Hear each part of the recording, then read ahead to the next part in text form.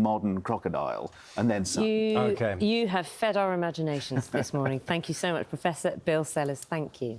That's all from us tomorrow. Back tomorrow at 6, of course. Saturday Kitchen up next. Do have a good weekend.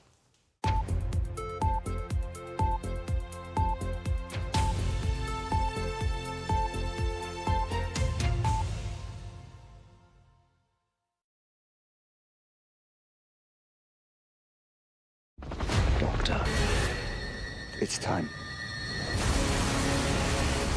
Doctor Who, tonight at 6:30 on BBC One and iPlayer. A new generation of concludes tomorrow at 6:20 on BBC One and iPlayer.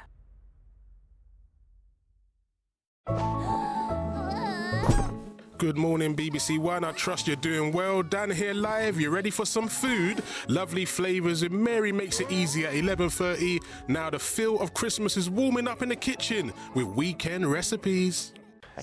Your stats at the beginning got us all talking, Matt. We like that. All that 87%, 5% rainfall thing. Interesting.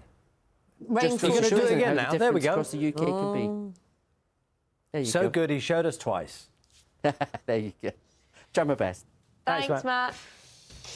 We'll be back with the headlines at 8 o'clock. Now it's time for Newswatch with Samira Ahmed. Should BBC News interview active criminals? Welcome to Newswatch with me, Samira Ahmed. Coming up, this man admitted robbery to a BBC reporter and was carrying a machete. Should BBC News have interviewed him? And after the cuts to news programmes announced last week, I'll be asking the deputy head of BBC News about the choices being made.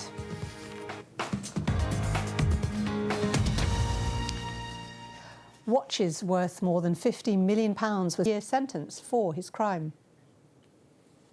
To matters of less importance now, at least according to Angela, who called our voicemail recently to complain about celebrities featuring on the news. She'd heard about the reunion of the noughties band Girls Aloud several times that day. So by the time it came up again on the 6 o'clock news on BBC One, she'd had enough. And we're talking to Girls Aloud as they announce a reunion tour. I'm fed up with the amount of showbiz news that gets put on the BBC when it's supposed to be a news programme. The fact that a pop group are getting back together is not news. If you want to have that sort of stuff to broadcast, have a special show so people who are interested in that can go and watch that show. But there's more important things going on, not just in Britain, but throughout the world.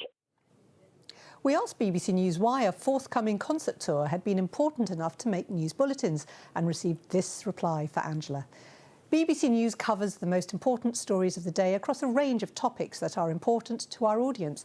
On the news at 6 that evening, we led with the ongoing conflict in Israel and Gaza, followed by the net migration figures in the UK, the Dutch general election and the expected increase in energy bills this winter.